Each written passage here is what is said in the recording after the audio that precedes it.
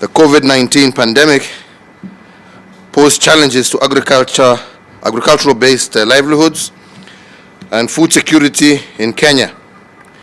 But we're glad to note that various mitigation measures that were undertaken by all relevant stakeholders, and therefore availability, access, and affordability was attained. To further improve on this situation, and after consulting with relevant stakeholders, including governors in our maize growing region, I direct as follows: to ensure that our farmers are able to dry and sell their maize with minimal post-harvest losses. I do direct that maize drying charges at the National Cereals and Produce Board, NCPB, be reviewed downward by 50% from the current Kenya shillings 40 per unit to Kenya shillings 20 per unit. The national government will also make sure that maize dryers are made available to all maize growing areas by the coming season. These dryers will be community-based and therefore will be managed by groups of farmers, cooperatives at community level. This will ensure that farmers are able to store or sell their maize at the appropriate moisture content and thus contribute to enhanced farmers' income. Number 3, our National Cereals and Produce Board has stores across the country that are currently not in use. And so I therefore direct that the NCPB avail these stores to our farmers and farmer groups and traders for storage at an affordable cost. NCPB will therefore be required to review the current storage charges from the current Kenya shillings 10 per bag per month to Kenya shillings 3 per bag per month. And I also direct that the recommended minimum maize selling price by the farmer to be Kenya shillings 2,500 per 90 kg bag, and require that the ministry enforces these prices. The above interventions will therefore mean that the country will have sufficient maize, and therefore there will be no maize imports from outside COMESA and the East African Community region, and the millers are therefore directed to ensure that they prioritize mapping and mopping up of all the maize that is available locally. I also direct that the Ministry of Agriculture, Livestock, Fisheries and Cooperatives to engage with input suppliers to ensure that all inputs are available across the country at affordable prices within 1 month from this date before the next planting season. I also note that there are outstanding payments due to the maize farmers, and I therefore direct that payments to genuine farmers and traders who supplied maize to NCPB to be concluded by the end of this week, and that is Friday, the 2nd of October, 2020. And I also direct that wheat millers buy all the locally available wheat stocks before importing additional stocks from outside the country. And I further direct that the Ministry of Agriculture, Livestock and Fisheries and the cooperatives ensure that all this is a conditional precedent before allowing importation. Asante sana. The second, I would also like to say we had also a very productive meeting with the governors of Kilifi and Tana River, where we discussed the issue of Galana Kulalu, the farm and its future, and we have agreed to work on a program that will involve how, first and foremost, this farm can be subdivided so that the local communities are able to benefit and start participating in our food security situation in the country, and also how our herders can also have access for their livestock, and also how to commercialize the remaining part of the farm, also to enhance food security across the country. So, thank you very much, ladies and gentlemen and members of press. This statement is a response to an event that took place last night, and it might have escaped the attention of many people in the country, including yourselves. This is a statement regarding in a response to a statement that made by the President last evening regarding the state of food security in the country.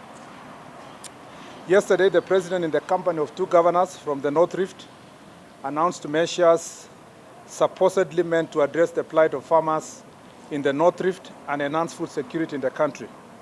In his address, the President gave 8 directives regarding this matter, to which I will respond as follows. 1, the idea that NCPB is merely a drying and storage facility is in and of itself an insult to the very farmers that we are trying to shield. What the maize farmers want to hear from the government of Kenya is why the government stopped NCPB, the National Cereal and Produce Board, from buying maize from them, which is a departure from the long-established and economically empowering trend embraced by former President Jomo Kenyatta, Daniel Arap Moi, and Mwai Kibaki for 50 years. The abrupt stoppage of this exercise without public participation has left farmers exposed to the vagaries of the market forces and implacable cartels. It is further shocking that the government said nothing last night about restoring the NCPB's mandate to purchase maize from farmers, something that should have been the centerpiece of President's address if his expression of interest in helping maize farmers was to be believed.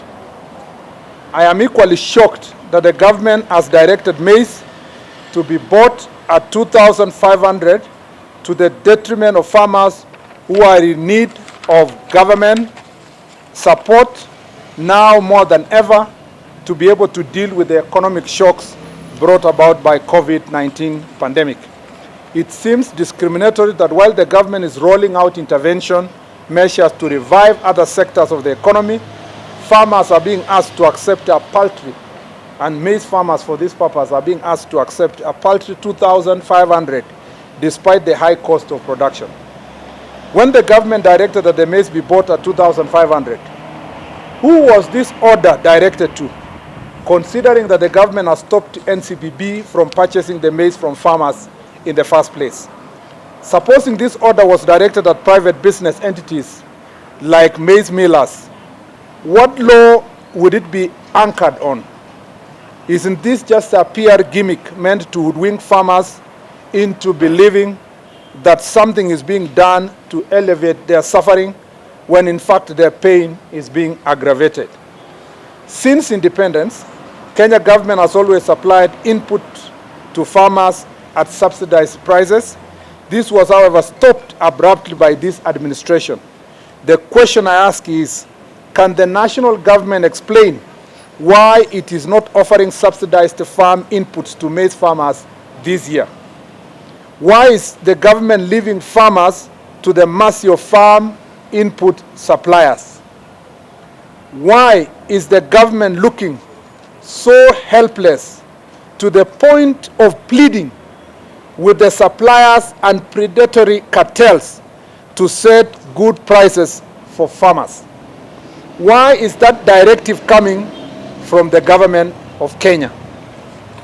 Ladies and gentlemen, this is what the maize farmers in the country want. Number one, the maize farmers want the restoration of subsidized farm inputs supplied under directions of Government of Kenya by the National Cereals and Produce Board, as has been the case since independence. Number two, a return to the purchase of maize by NCPB, which would also be used to store and dry maize as they have been doing since independence. Number 3, the purchase of maize at 3,500 to shield farmers from the losses occasioned by high production cost and exacerbated by the COVID-19 pandemic. Considering other sectors of economy have been cushioned, maize farmers should not be an exception. I really want to repeat there. The purchase of maize, instead of the 2,500 the president announced yesterday, the purchase of maize, what maize farmers want is that the purchase of maize should be at 3,500 shillings to shield farmers from the losses occasioned by high production cost and exacerbated by the COVID-19 pandemic. Considering other sectors of the economy have been cushioned, maize farmers should not be an exception. And you know, the president yesterday announced in the conference that was at KICC that they were successful in cushioning other sectors of the economy when dealing with the COVID-19 pandemic. These maize farmers should not be the exception. Number 4, farmers want an immediate convention of a national conference to discuss deteriorating agriculture sector in the country that has affected tea, coffee, maize, and dairy farmers, among others. Number 5, and lastly, even as the government addresses non-payment for the deliveries farmers made to National Cereal and Produce Board 3 years ago, these payments must be made inclusive of interest computed using current bank rates from the time they deliver their maize. The announcement yesterday made it look like it was a gift to the farmers, paying the farmers who have not been paid for 3 years. It appeared as though government was giving a gift to the maize farmers. It's not a gift. Their money has been delayed for 3 years. We are saying, apart from paying the money from to the farmers, they must also pay interest at prevailing bank rates from the time the maize were delivered by the farmers. In conclusion, it is shameful for leaders from the maize growing region, some of whom I saw yesterday standing in the press conference, to be part of this PR exercise being propagated by the government through Ministry of Agriculture to wink our farmers to look up to us for redemption from the tentacles of poverty. I challenge the government of Kenya to desist from playing games with farmers through the perpetuation of lies and deception. The government must instead get serious and address real issues that have condemned our farmers to a state of hopelessness. Only then will we make Kenya a food secure nation. Nitasema kidogo kwa Kiswahili ya kwamba hivi jana mliona rais fanya matangazo inayohusikana na mambo ya wakulima wa mahindi, na ya kwanza wakasema kwamba ile National Cereal and Produce Board inakuwa storage ya mahindi na pia itasaidia farmers kufanya ile wanasema kukausha mahindi yao. Tunasema kwa kauli moja tumepinga njia hiyo. NCBB kazi yake sio kukausha mahindi na sio kufanya vile tunasema kuhifadhi ama kustore mahindi. Tunataka tunataka serikali kuu ipatie pesa NCBB inunue mahindi kutoka mkulima na kuhakikisha kwamba hiyo mahindi inanunuliwa kwa shilingi 3,500 kwa gunia ya kilo 90, kwa sababu tangu serikali ya Jomo Kenyatta, serikali ya Daniel Arap Moi na serikali ya Mwai Kibaki, serikali kuu imekuwa ikinunua mahindi kwa bei nafuu kwa wafanyikazi, kwa wakulima wa mahindi. Na tunasisitiza kusema kwa wakati huu wa corona, sekta zingine za uchumi zimesaidiwa na pesa ambayo ililetwa na wahifadhi na yale ambayo tulitoa bunge. Hiyo pesa pia lazima ifikie mkulima wa mahindi kwa kuhakikisha ya kwamba mahindi yao imenunuliwa shilingi 3,500 kwa kilo 90 ya mahindi. Ya pili ni kusema kwamba serikali tangu 1963 imekuwa ikiwapatia wakulima fertilizer na farm inputs including for top dressing ambayo pia inaletwa na serikali kuu kwa bei nafuu. tunataka kusema kwamba kama tunataka kusaidia wakulima wetu, lazima turudishe hiyo bei ya kununua fertilizer kwa wakulima. Ya tatu ni kusema ya kwamba tungependa tuhakikishe ya kwamba serikali kuu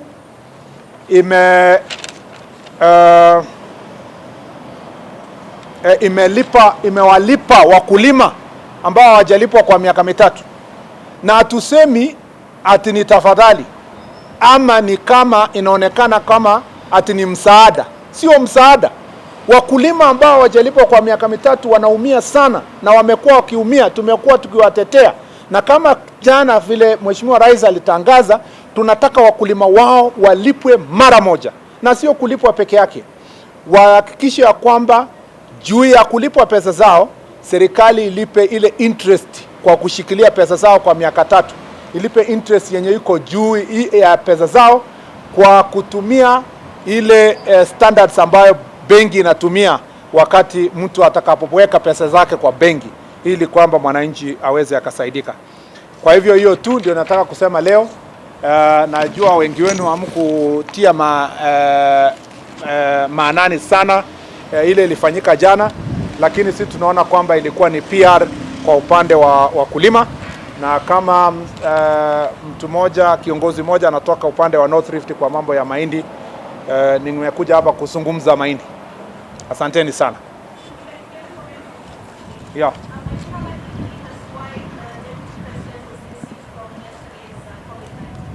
I don't know, and I don't speak for him. No, I don't know. I think the person to answer is himself and his office. Leo tunazungumza mahindi. I will take questions related to mahindi. Yeah. I understand that you are a part of the government. So why are you actually raising these claims instead of actually raising it directly to the relevant authorities as to why this kind of... Thank you very much. I am part of Jubilee Party, which formed government. But I was given a responsibility to serve as a member of parliament, as the senator for Elgeyo-Marakwet County.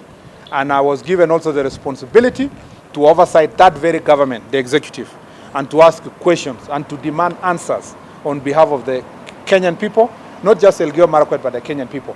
So I am perfectly in order to ask these questions, not just here, but also at the chambers, where we've been asking many times, but I felt it was important to not let go that statement that came out yesterday, because then it would appear as though us farmers from the North Rift have acceded to that kind of PR that is meant to wing our people from addressing the real issues. Yeah. So you have no information as to why the DP missed yesterday's event? I don't know.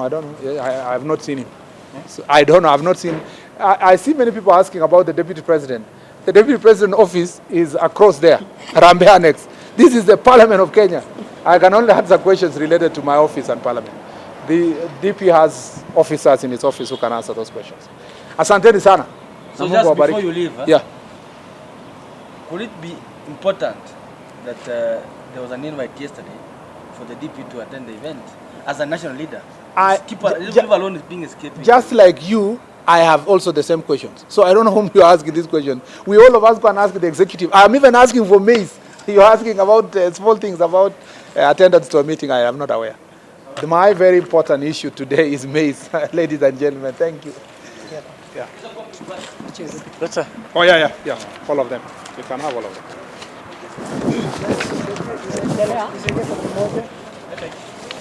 Tunafanya ukabila.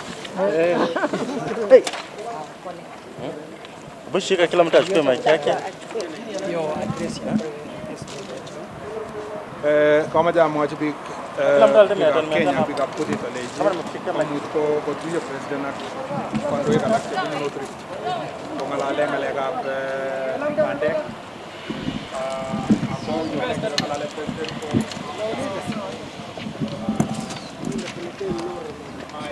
Hii ni nani? Kama jasiri boishe